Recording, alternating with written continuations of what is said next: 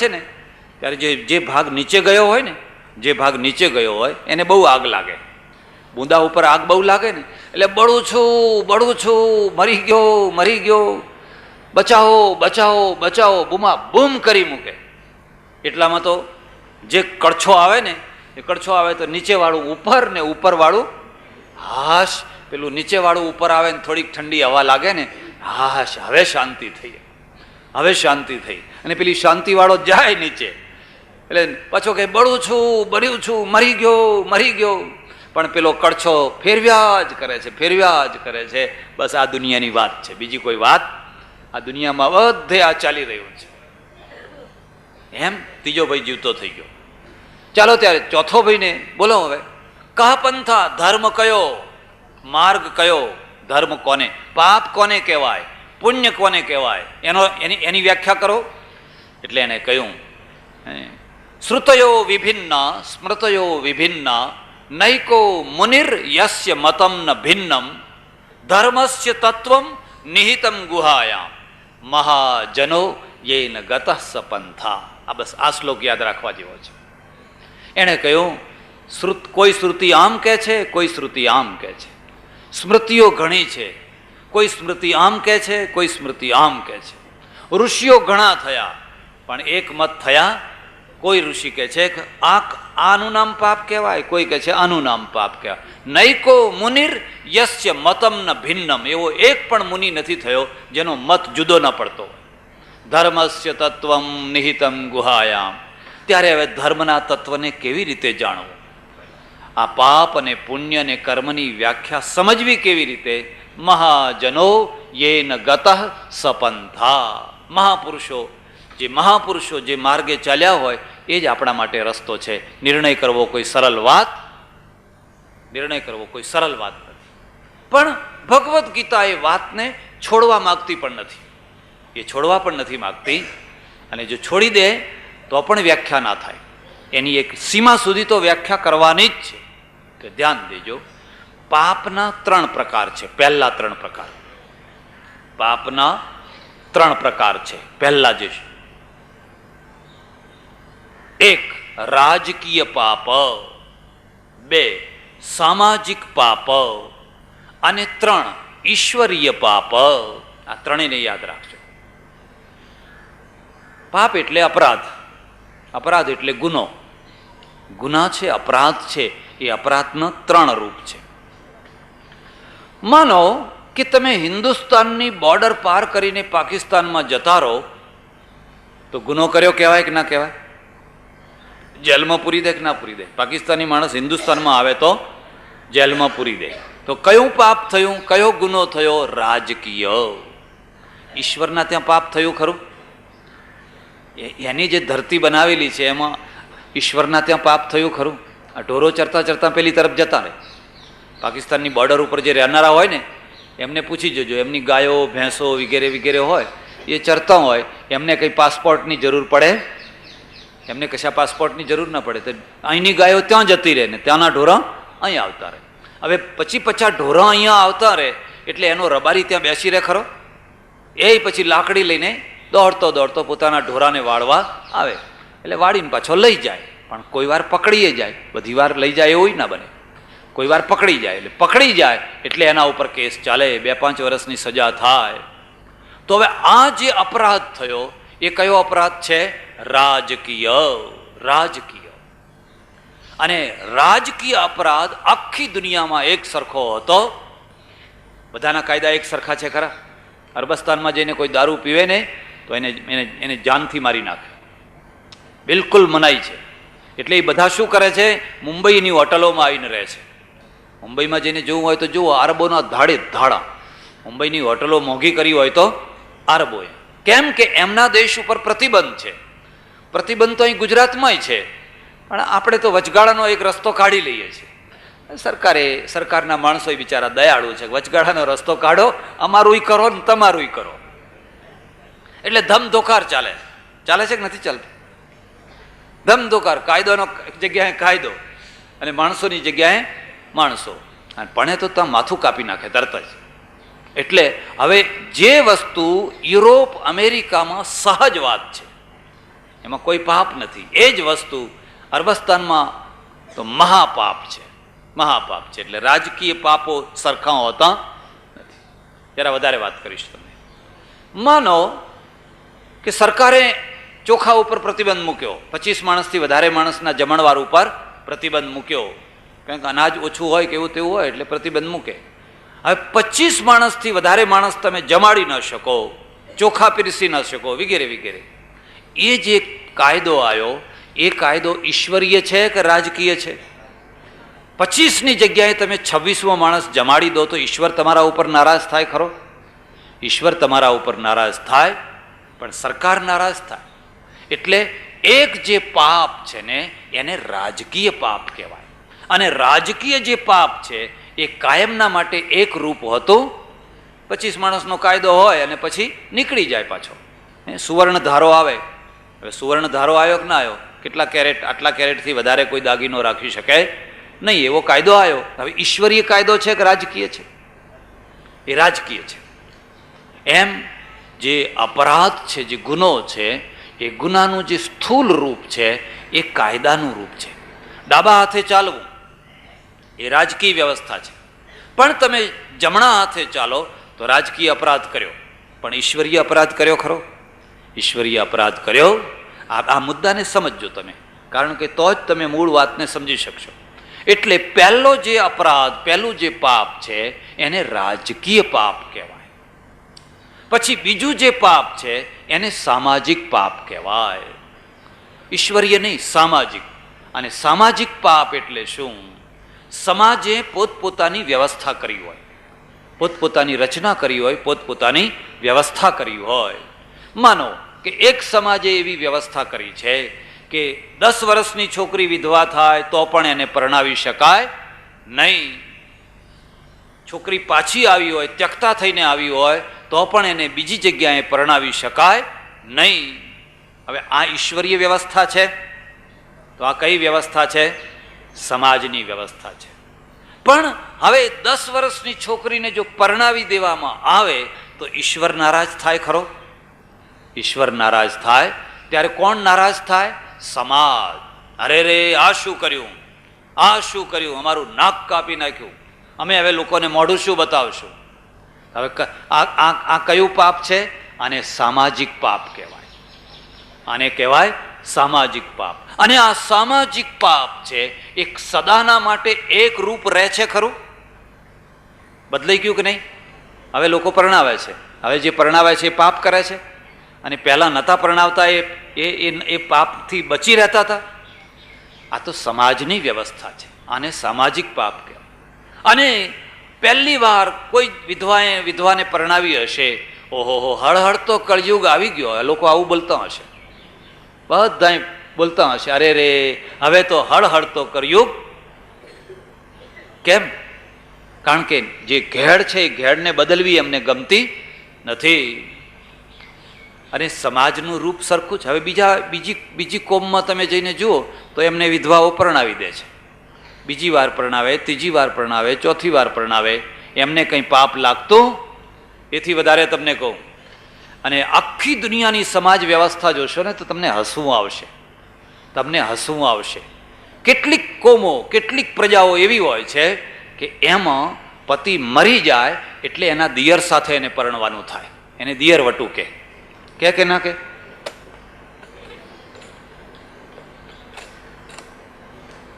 એને દિયર વટું કે. હવે દિયર વટું બીજી સમાજમાં માન્ય થઈ શકે ખરું? બીજા સમાજમાં માન્ય થઈ શકે, પણ જેમના ત્યાં દિયર વટાનો રિવાજ છે એ એમનો સમાજ છે, એમને કંઈ પાપ લાગતું? કેમ કે સામાજિક વ્યવસ્થા છે. એના છોકરા બોકરા હોય એ લઈને એના દિયર ભેગા જાય એટલે એ પાછું ગાડું ચાલતું થઈ જાય. અરે શું તમને કહું, મારે તો ઘણી વાત તમને કહેવી નથી. ભારતમાં એક ભાગ છે, યાત્રા કરજો, પણ આ લોકો પ્રસિદ્ધ જગ્યાએ જાય, હરિદ્વાર, બદ્રીનારાયણ, ઋષિકેશ, લે દેવ ચોખા ઘર ભેગા. એનું નામ જાત્રા ના કહેવાય. જાત્રાનો અર્થ છે શીખવું, સમજવું, પ્રવાસ કરવો, નોંધ કરવી, બધું સમજવું, ફોટોગ્રાફર કેમેરો લઈને જવું, જોઈએ તો ફોટા લઈ આવવા, અને એમાંથી તમને નોલેજ વધે. ભારતમાં એક ભાગ છે, એનું નામ છે જોનસાર બાબર. જોનસાર બાબર હિમાલયમાં આવ્યો. હિમાચલ પ્રદેશ છે ને, હિમાચલ પ્રદેશ, એમાં લાહોલ અને સ્પીતિ નામના બે ભાગ છે. બિલકુલ લદ્દાખને અડીને, તિબેટને અડીને આવેલો એ ભાગ છે. અને ત્યાં માણસો બહુ રૂપાળા રહે છે. એટલા રૂપાળા, એટલું સરસ ગળું, એટલે એમને આપણા પુરાણોમાં એમનું નામ પાડ્યું છે કિન્નર. કિન્નર કિન્નર ગાનં કુરુતે દિગતામ દિગતામ દિગતામ. શિવના શિવાલયમાં જે ગીત ગાનારા છે ને, એ આ બધા કિન્નરો છે. એક પ્રજાને કિન્નર કહે છે. બહુ રૂપાળી પ્રજા. એક તો હિમાલય એટલે તાપ પડે નહીં, તાપ ના પડે એટલે ચામડી છે એ કાળી ના થાય. તમારે અહીંયા જ જોવું હોય તો જોઈ જુઓ ને. તમે ઊંઝા રહેતા હો ને, 2-3 મહિના મારા આશ્રમમાં રહી ગયો, તમારી ચામડી ગોરી થવા લાગશે, તરત જ ફેર પડશે.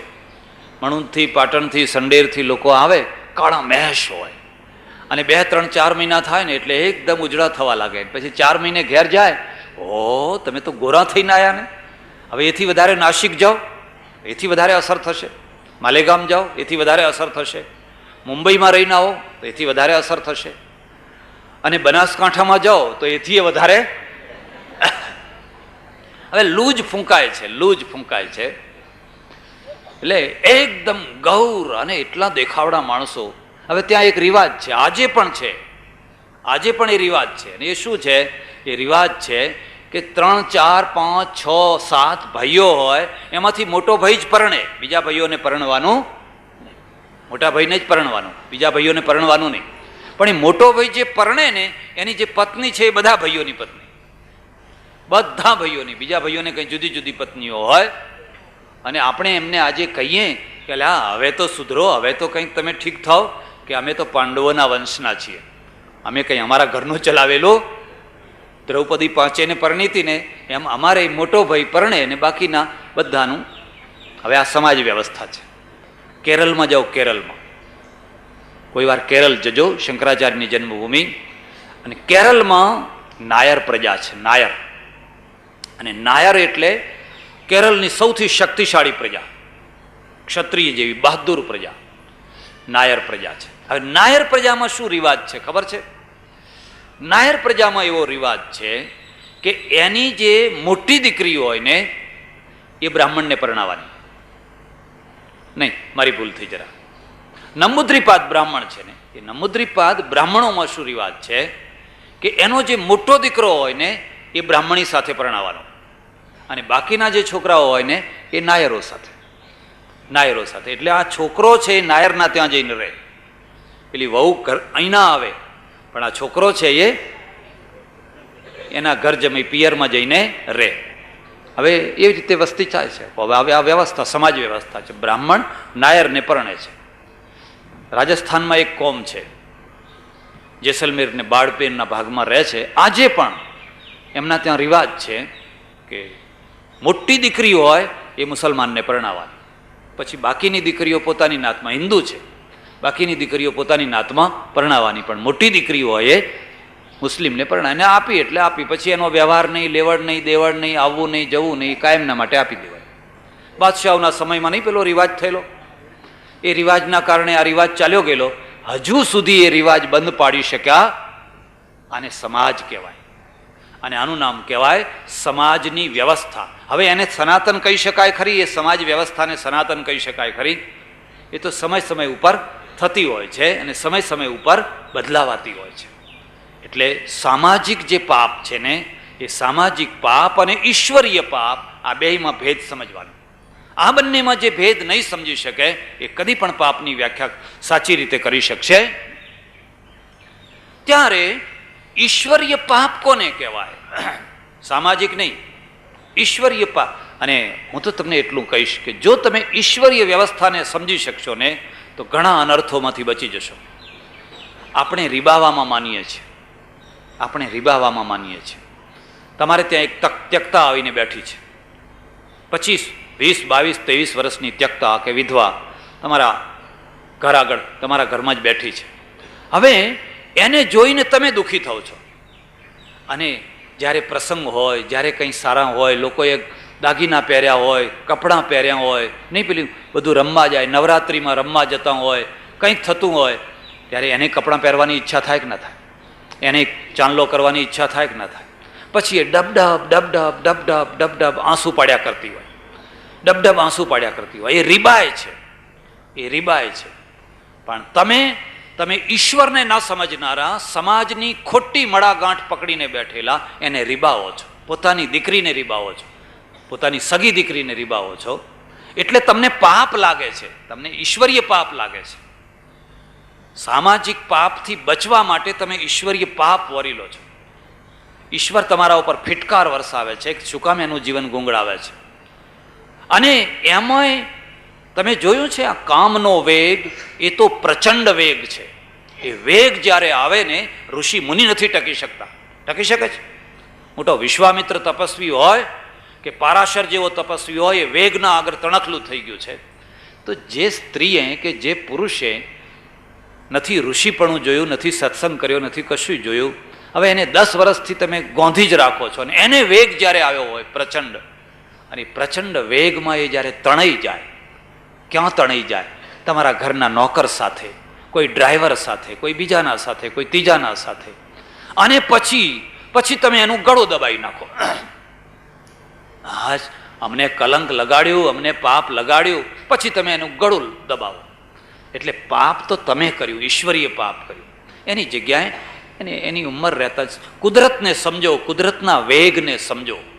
એ કોઈને ઘરમાં પૂરી દેવાથી કોઈ કંઈ વેગો મટી જતા હોતા નથી. એને ટાઈમસર પધરાવી દો. જા બેન, તારું ભવિષ્ય સુખી થાય, તારું જીવન સુખી થાય, અમે રાજી ખુશીથી તને મદદ કરશું, તને એ કરશું, સુખી થાવ. એ રસ્તો ઈશ્વરીય છે. અને જેમના ત્યાં આ રસ્તો હોય છે ને, ત્યાં ઓછા પાપ થાય છે. અને જેમના ત્યાં મોઢું બાંધીને જીવવાનો રસ્તો હોય છે ને, ત્યાં અંદર ને અંદર બધું સડી જતું હોય છે. અંદર ને અંદર બધું સડી જતું હોય છે. ઘણા લોકોમાં એવો રિવાજ હોય, છોકરીઓ મોટી થઈ જાય, બહુ મોટી થઈ જાય, પણ મોકલે જ નહીં, મોકલે જ નહીં. હવે ના મોકલે એટલે કેમ? મા બાપને કંઈક આંટી પડી છે. પણ આ કામના વેગમાં એ ટકી શકશે ખરી?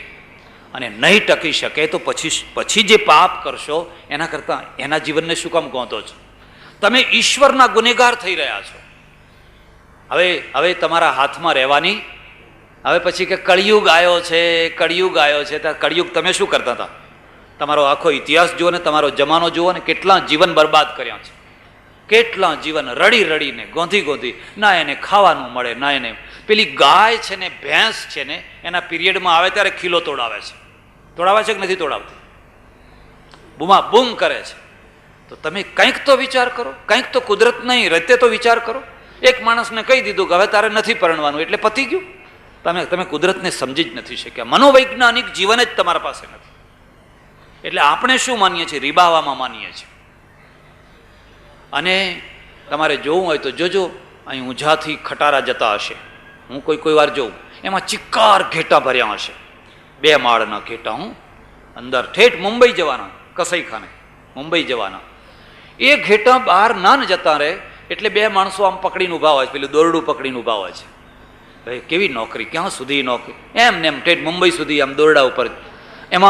એમાં એક ઘેટું જ્યારથી પૂર્યું હોય એને ના પાણી આપ્યું હોય, ના ઘાસ આપ્યું હોય, કારણ કે મારી જ નાખવું છે ને.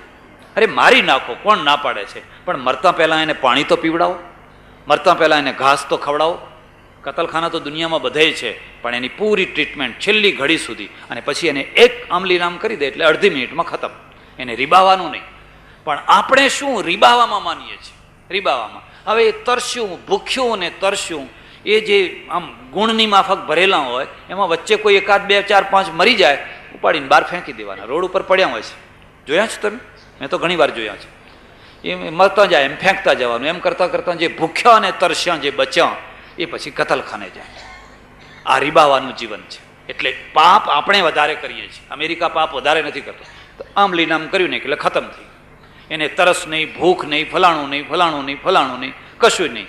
આપણે એ નથી કરી શકતા, પણ રીબાવો બસ. અત્યારે તમે જુઓ, હાડકે હમણાં હું ચાણસમાં ગયો, અહીં આવતા પહેલાં ચાણસમાં ગયો, મને સામે બળદ મળ્યા. 101 બળદ હશે, હાડકું દેખાય. એ બળદની આંખો જુઓ, આંખો એકદમ હવે આજ મરીએ કે કાલ મરીએ, આજ મરીએ કે કાલ. એમને ખાવાનું નથી, એમને પાણી નથી. હવે રીબાવાના. મહિનો, 2 મહિના, 4 મહિના, 6 મહિના રીબાવાના, પછી પગ ઘસી ઘસીને મરી જવાના. આપણે રીબાવામાં માનીએ છીએ, પેલા રીબાવામાં નથી માનતા. ખટલી નામ કરી નાખ્યું એટલે નિકાલ આવી ગયો. એ કહે છે એનું નામ પાપ નથી, પાપ આનું નામ છે. એટલે એક પાપ છે ને એને સામાજિક પાપ કહેવાય છે. સમાજની કુરૂઢિઓના કારણે, કુમાન્યતાઓના કારણે કેટલાય નિર્દોષ જીવન, બિલકુલ નિર્દોષ જીવન. તમારી દીકરીએ શું પાપ કર્યું છે? હવે તમારો છોકરો છે, આજે 32 વર્ષનો થયો છે, 32 વર્ષનો. એ 25 વર્ષનો હતો અને એની પત્ની હવે નથી આવતી. 25 વર્ષથી આ 32 વર્ષના 7 વર્ષ છે, એ 7 વર્ષ એણે કાઢ્યા છે. કારણ કે હાટું પેટું કર્યું છે, હાટું પેટું કર્યું છે. એટલે પેલી નથી આવતી એટલે આ નથી મોકલતા. હવે બે રીબાય છે. આ ઈશ્વરીય વ્યવસ્થા છે. આ ઈશ્વરીય વ્યવસ્થા આ માણસની વ્યવસ્થા છે. અને માણસની વ્યવસ્થા માણસે પોતાનું પેટ ચોડીને ઊભી કરેલી છે. અને એમાં એ દુઃખીને દુઃખી થાય છે, એમાં એ દુઃખી થાય છે. એટલે એક માનસી વ્યવસ્થા જેને આપણે સામાજિક પાપ કહીએ. અને સામાજિક પાપ છે એ પરિવર્તનશીલ છે, બદલનારા છે. એને સમય ઉપર બદલવા પડે અને સુધારકો થવા જ જોઈએ. અને સુધારકો જે એને દૂર કરે અને બહુ મોટામાં મોટું પુણ્ય કરે છે, બીજાના માટે રસ્તો કરે છે. ત્યારે ઈશ્વરીય પાપ કોનું નામ કહેવાય? ઈશ્વરીય પાપ કોને કહેવાય? આ મુદ્દો છે. એ બતાવવા માટે વ્યાસે લખ્યું, અષ્ટાદશ પુરાણેષુ વ્યાસસ્ય વચનદ્વયમ પરોપકારાય પુણ્યાય પાપાય પરપીડનમ. ભાઈ મારા 18 પુરાણ તમે ના વાંચી શકો તો કંઈ નહીં, પણ મારો એક શ્લોક યાદ રાખી લેજો. અષ્ટાદશ પુરાણેષુ વ્યાસસ્ય વચનદ્વયમ. વ્યાસના 2 વાક્યો છે. પરોપકારાય પુણ્યાય.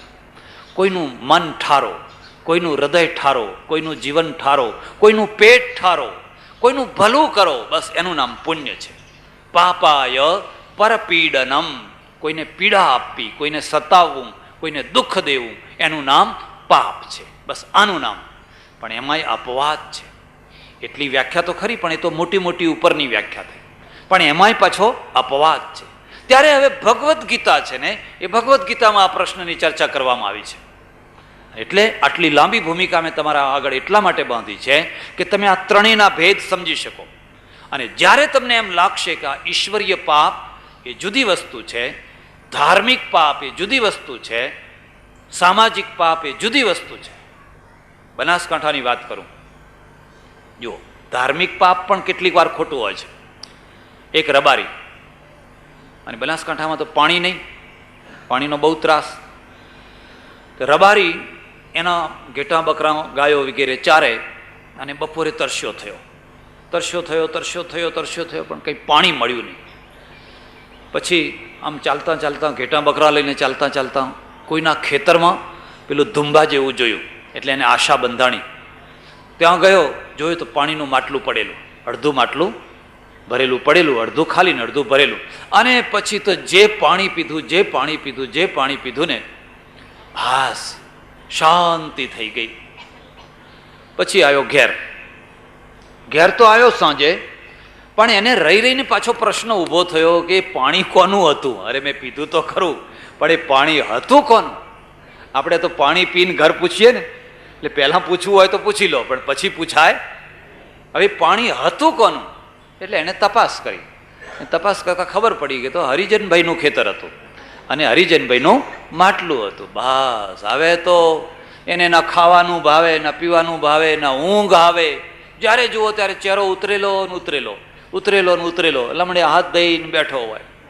આપણે જે મગજમાં પાપ ભરી દીધા છે ને, એ કેવા ભરી દીધા છે? આમ ને આમ ઉતરેલો. એની ઘરવાળી કે તમને થયું છે શું? કંઈ બોલે નહીં. 8 દિવસ થઈ ગયા, 10 દિવસ થઈ ગયા. આખો મહોલ્લો વિચાર કરે આને થઈ શું ગયું છે? પછી બધાએ દબાણ કરીને પૂછ્યું, પણ કોને ભાઈ એનો રસ્તો કરીએ? તો કે મેં ફલાણા ખેતરમાં હરિજનના માટલાનું પાણી પી લીધું છે, અને એ પાપ જે મારો મનખો ધૂળ થઈ ગયો, મેં મારું ખોડિયું અભડાવી નાખ્યું. જુઓ તો ખરા, લાંચ લે તો ના અભડાય. સરસ મજાના ટીલા કર્યા હોય, ટપકા કર્યા હોય, બધું કર્યું હોય, માળાઓ પહેરી હોય, અને લાંચ ભરપૂર લે તોય અભડાય. વ્યાજ ખાય, વ્યાજનું વ્યાજ ખાય, ચક્રવર્તી પઠાણી વ્યાજ, તોય અભડાય નહીં. પણ આ પાણી પીધું છે તો મારું ખોડિયું અભડાઈ ગયું, અરે રે આ પાપ મારાથી થઈ ગયું. એટલે એમની નાત ભેગી કરી. અભડાઈ ગયો એટલે તો મોટો પ્રશ્ન ને કે એની ઘરવાળી કે તારે હવે તમારું અડેલું અમે નહીં ખાય, ઘરવાળી જ કે છે. એ બિચારાને 12 ઓસરી ઉપર રાખે અને આખી નાત ભેગી થઈ. પડેલો દુષ્કાળ, ત્યારે દુષ્કાળ પડેલો, અનાજ નહીં, પૈસો નહીં.